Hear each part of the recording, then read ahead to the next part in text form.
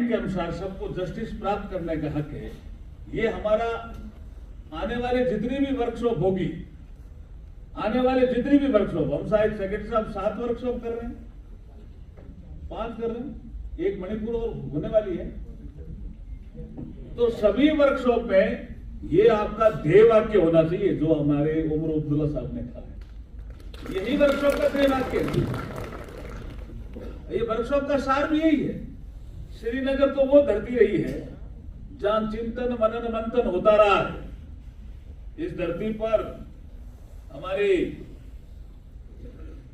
शेख नूर उद्दीन नूरानी, जिसको नंद ऋषि भी कहते हैं, और लाल देव जैसे संतों ने मानवता, समानता और करुणा का संदेश दिया। इस धरती से शंकराचार्य जी ने भी मानवता का संदेश दिया। नॉर्थ और साउथ को जोड़ा, ईस्ट और वेस्ट को भी जोड़ा, लेकिन चिंतन मनन करने की धरती श्रीनगर ही रही शंकराचार्य जी के लिए भी। जोरदार ताली बजा सकते हो, बजा। अब एक विषय जो मेरे ध्यान में आया, अभी ये डेटा पढ़ रहे थे हमारे चीफ मिनिस्टर साहब कि 7,57,068 लोगों को आपने सहायता दी। ये इसकी जानकारी इनको कम है। ये वर्कशॉप का माध्यम बनता है कि जानकारी हम कैसे दें। तो मैं सेक्रेटरी साहब को कहूंगा कि इनके यहाँ भी एक कोई आप छोटा एक कॉन्फ्रेंस या वर्कशॉप कर दीजिए जितने ये लोग हैं, क्योंकि इसमें क्या है कि ये बोले, जैसे आपके सबसे पहले मेरे ख्याल में ये 5 लोग बोले जो टेलीलॉ से संबंधित है। यहाँ जो आपने डेटा दिया है, नंबर ऑफ पैनल लॉयर्स 7 ही दिया है, तो थोड़ी संख्या नहीं बढ़ा सकते क्या? ऐसा ही ये चीफ मिनिस्टर साहब कह रहे थे कि थोड़ी संख्या बढ़ सकती है। उसमें 3 आपने फीमेल दिए, 4 मेल दिए हैं, और न्याय सहायक के लिए भी आपने 10 न्यायिक 10 न्यायिक सहायक दिए हैं। तो हमारे यहाँ तो वकीलों की संख्या तो ठीक है ना भाई? कुछ और भी बढ़ सकता है, नहीं बढ़ सकता? यही वर्कशॉप का सार है जी करने का, कि यहां से शुरुआत होगी तो पूरे देश में कुछ हम और हमारे जो एडवोकेट साथी हैं जो प्रो बोनो में इंटरेस्ट लेते हैं, टेली लॉ में इंटरेस्ट लेते हैं, जो चाहते हैं कि प्री लिटिगेशन स्टेज पे हम मामलों का सेटल करें, जो न्यायालयों पे जो भार बढ़ रहा है उसमें हम कुछ कमी करने में मदद करें, उनको हम इसमें यूज कर सकते हैं। और अनुभव तो बहुत अच्छे अच्छे सुनाए, लेकिन ऋषि इसमें बैठे हैं कोई ये आदमी। ऋषि, आप सीएससी पैनल लॉयर हो ना, तो आपने कोई जो प्रॉब्लम बताई, वो कोई प्रॉब्लम बताते बताते अटक गए। तो प्रॉब्लम क्या थी? वो इंश्योरेंस का पेमेंट था क्या? कितना पेमेंट हुआ? 40 लाख का पेमेंट करवा दिया जी। तो धन्यवाद तो देना ही पड़ेगा ना। और फीस कितनी ली? नहीं ली ना सर, प्रो बोनो। अच्छा देखिए, तो नहीं, कई बार कोई कहता ले लेते हैं कि ये लेते तो नहीं हो ना। कहाँ है वो कोई जो बेनिफिशियरी, वो यहाँ है क्या 40 लाख वाला? नहीं सर, वो नहीं है। वो उनका नाम है शिवानी देवी। शिवानी देवी, वो हमारे गांव से ही है, बिजावर से। देखिए, जोरदार ताली बजाइए भाई। 40 लाख का पेमेंट करवाया और प्रो बोनो से कोई फीस नहीं ली। मैं कहीं गया एक जगह, तो उन्होंने कहा जी कुछ लोग कहते हैं कि यार थोड़ा तो दे दो, लेकिन ऋषि ने तो कुछ नहीं लिया। ऋषि वकील के लिए तो जोरदार ताली बजाओ। मेरा नाम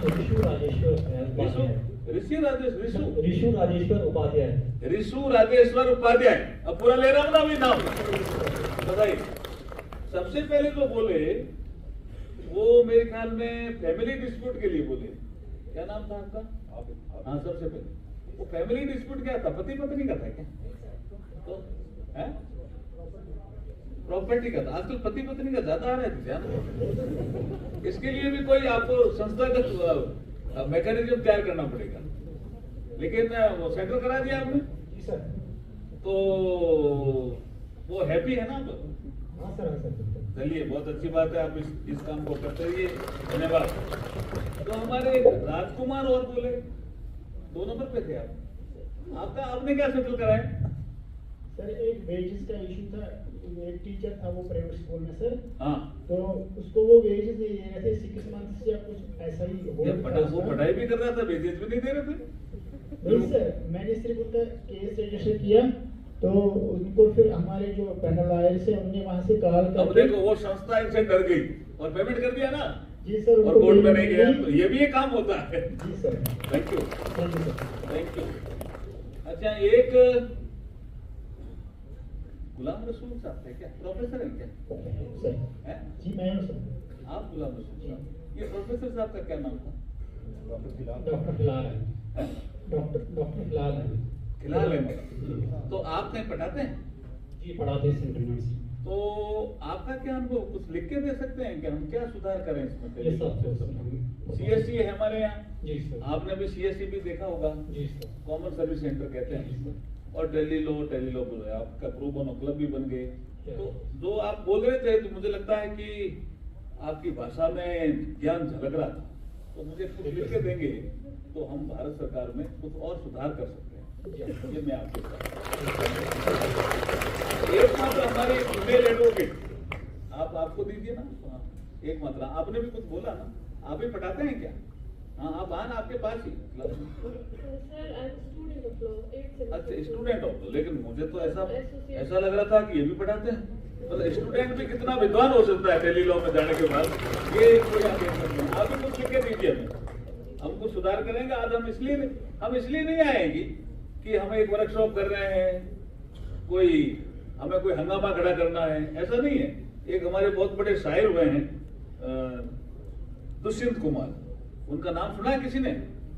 सुना है ना? तो वो एक शायरी में कहते हैं, हो गई है पीर पर्वत सी। आपने सुन रखा है ना यहाँ, या नहीं सुन रखा किसी ने? किसने सुन रखा है? हाँ देखो, आपने सुन रखा है। हो गई है पीर पर्वत सी, पिघलनी चाहिए, और इस हिमालय से कोई गंगा निकलनी चाहिए। आग मेरे सीने में नहीं, तेरे सीने में सही, जहां कहीं हो आग, लेकिन आग लगनी चाहिए। कौन सी आग? मेरे भारत को विकसित भारत बनाना है। मेरा जम्मू कश्मीर सिरमौर है भारत का, ये धरती का स्वर्ग है। इसको हम शानदार स्थान बनाएंगे, लोग देखने आए ऐसा स्थान बनाएंगे। ये आग, इस आग के बारे में जिक्र कर रहे हैं दुष्यंत कुमार जी। हो गई है पीर पर्वत सी, पिघलनी चाहिए, और इस हिमालय से कोई गंगा निकलनी चाहिए। आग मेरे सीने में नहीं, तेरे सीने में सही, जहां कहीं हो आग, लेकिन आग लगनी चाहिए। सिर्फ हंगामा खड़ा करना मेरा मकसद नहीं है।